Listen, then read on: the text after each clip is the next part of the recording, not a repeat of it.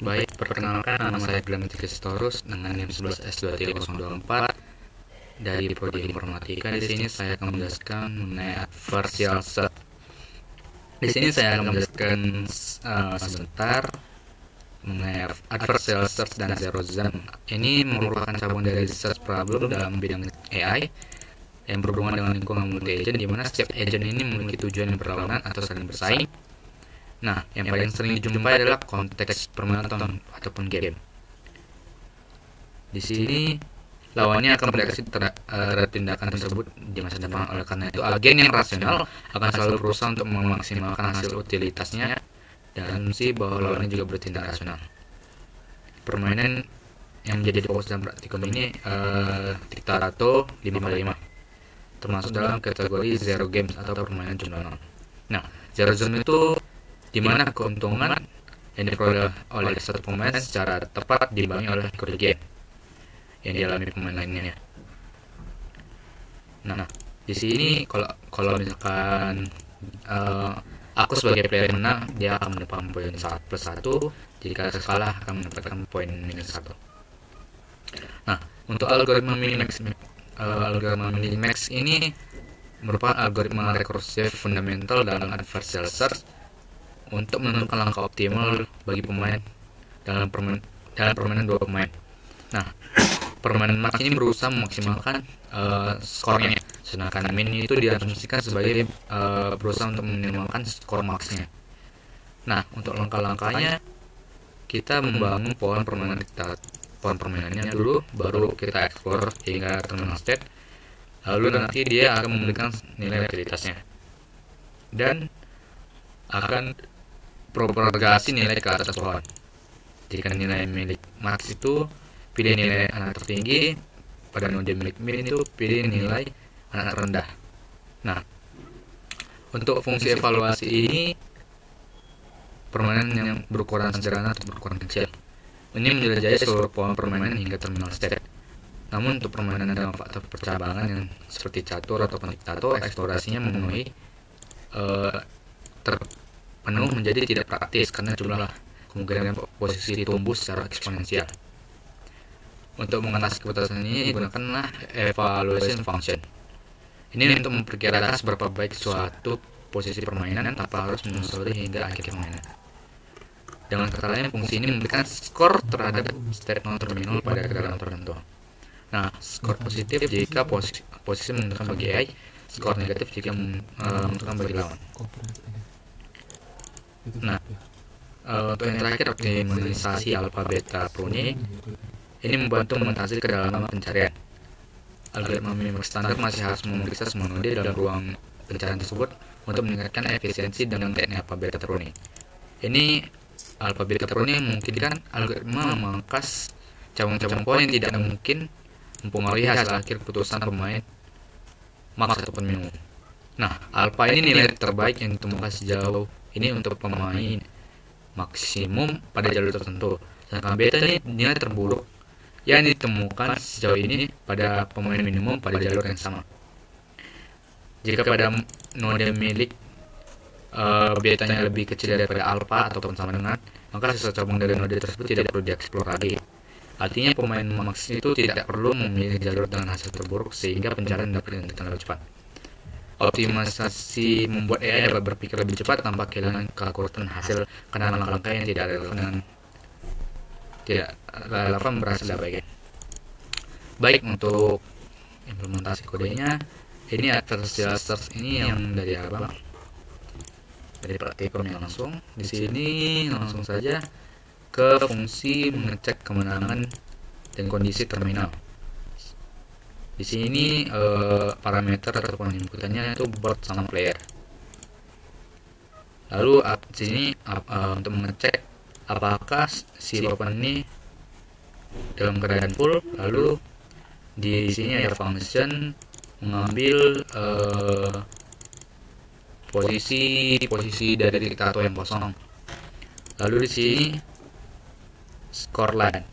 Ini fungsi ini menjadi fungsi evaluasi dasar, memberi skor berdasarkan banyaknya simbol berderet 3, 4, 5. Nah, skor awalnya 0 dan untuk musuhnya sifar X Jika keadaan player itu dengan player 0 ataupun player 0 ini. Lalu di sini kita memanggil sebuah function jika baris dari tato itu dihitung, baris yang diisi oleh player itu akan dihitung menjadi bagian yang kita misalkan kita X jadi kartunya. Nah, untuk bagian dari musuhnya itu bagian kotak kosong itu akan dianggap sebagai misalkan lingkaran, dianggap sebagai bagian dari si musuhnya. Nah, untuk yang empty cell ini baris kosong dari tato atau kotak-kotak kosong dari tato itu dia memanggil method count empty. Di sini jika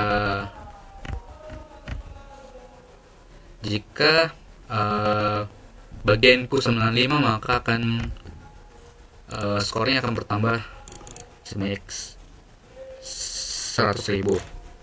Sedangkan jika bagian Q ada 4 dan ada bagian kotak yang kosong, maka skornya akan bertambah sebanyak 5.000. Lalu jika kondisi bagian Q kotakku adalah 3 dan kotak yang kosong adalah 2, maka yang bertambah poinku adalah 100. Sedangkan untuk misalkan kondisi musuh kotak yang diisi oleh musuh adalah 4 dan kotak yang kosong adalah 1, maka dia akan berkurang sebanyak 4.000. Lalu kondisi lainnya jika kondisi kotak musuh sama dengan 3 dan bagian kotak yang kosong adalah 2, maka skornya akan berkurang 80 dan akan mengembalikan nilainya. Di sini ada fungsi evaluasi papan di sini untuk mengecek rentang si papan dan ukuran si papan. Lalu di sinilah fungsi minimax, bagian utama dari adversarial search. Sini mencoba memaksimalkan skornya. Jika kondisi ini mengecek kemenangan papan dan player 0, player O itu maksudku itu sebagai aku dan akan mengembalikan skor sebanyak 1.000. Dan ini mengecek kemenangan untuk kondisi si musuh atau si AI nya dia akan mengurangi 1.000. Nah, jika keadaan papannya penuh maka akan memberikan nilai 0. Nah, kita cek kedalaman dan maksimum kedalamannya dan akan memberikan evaluasi dari si papannya. Nah, jika kondisi papan ini, jika papan itu penuh, is maksimal. Nah, di sini nilai negatif tak hingga akan menjadi base score-nya. Dan di sini akan mengecek baris dan kolom apakah ada yang bagian yang kosong. Lalu kondisi lain, jika positif tak hingga itu sebagai base score-nya, dia akan cek lagi baris dan kolom apakah ada bagian yang kosong dari papannya.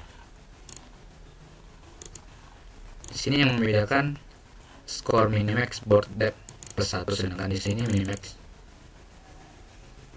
ini false, ini true maksudnya. Nah, bagian pencarian langkah terbaik fanbase musuh ini mencari langkah optimal AI. Ini bagian yang jika negatif tak hingga dianggap sebagai base score-nya, maka base move-nya itu tidak ada. Lalu jika banyaknya dari kotak kosong dari tato itu kurang dari 15 atau 3, itu dianggap sebagai max step-nya. Lalu jika papan kosong, di sini akan dianggap sebagai pergerakan yang memungkinkan. Lalu kita shuffle, kita acak dari segala pergerakan yang mungkin, itu kita ambil random.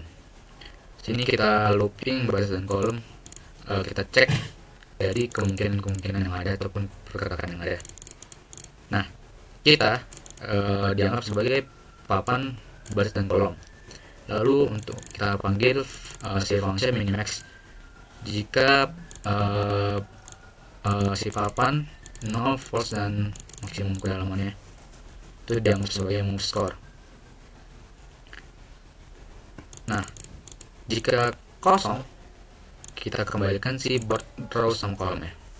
Kita cek kondisinya. Jika move score-nya itu lebih besar dari base score, maka dia akan mencetak si move score dianggap sebagai base score, dan row dan kolom dianggap sebagai base move, dan akan mengembalikan base move jika pergerakan yang terbaiknya itu tidak ada, ataupun kondisi lain dia akan mengacak pilihan dari papan yang kosong.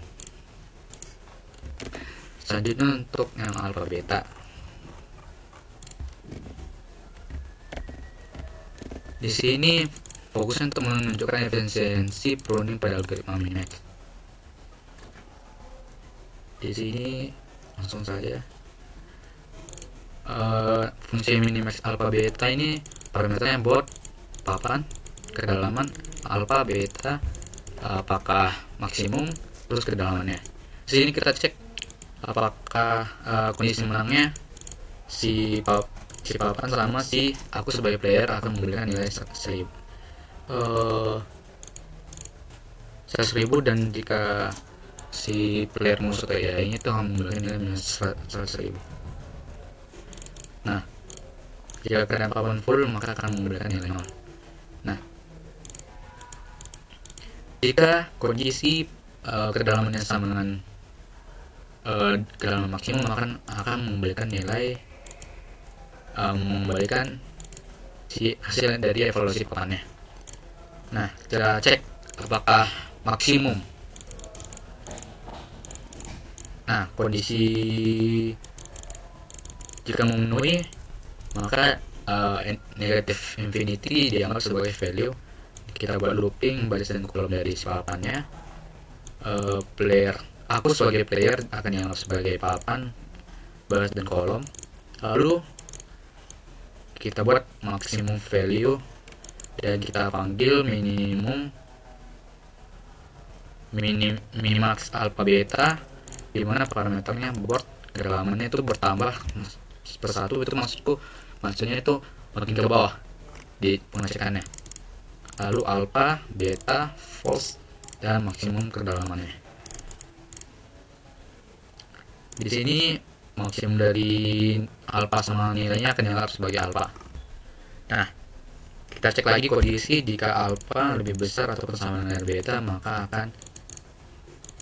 kondisinya akan break, dan dari si masing-masing itu akan memberikan nilai value. Nah, kondisi kalau tidak memenuhi, tidak maksimal, maka dia akan nilai infinite positive. Kita buat looping untuk mengecek keadaan, mengambil nilai papan yang kosong. Nah, ini untuk musuhnya, dan kondisinya itu true, dan juga dia mengecek kedalamannya.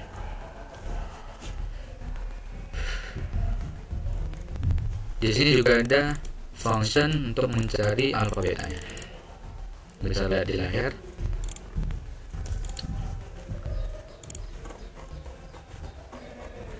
Baik, di sini improve evaluation function. Ini evaluasi yang lebih cerdas. Ini memberikan nilai untuk posisi yang menjanjikan, bukan hanya untuk menang dan kalah.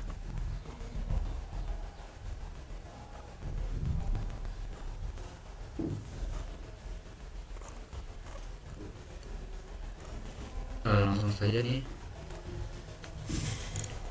masih sama yang atasnya.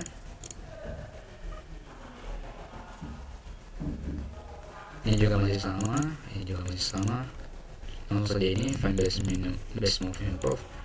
Jika infinite negatifnya dianggap sebagai best score, jika tidak ada akan dianggap sebagai best move.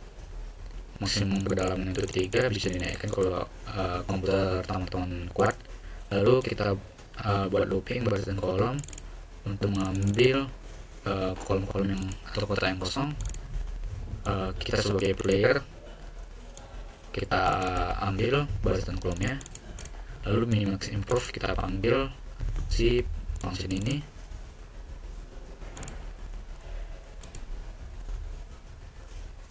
Lalu jika kondisi skor lebih besar dari base score, maka akan mencetak skor itu sebagai base score dan buzzer coin sebagai base move-nya.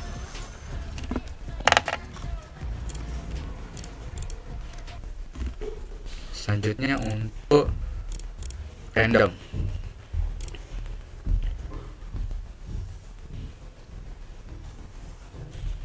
Nah,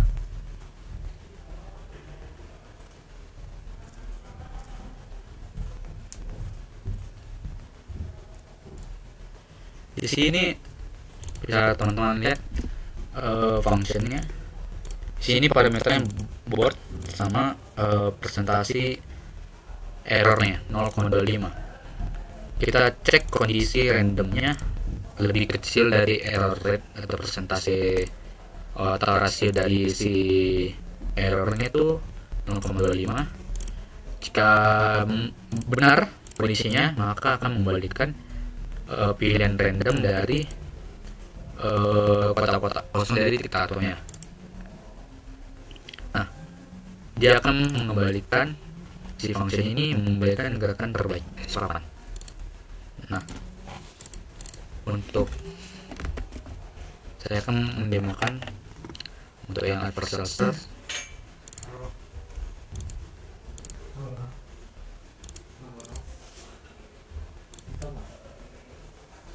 Lalu untuk randomnya langsung aja.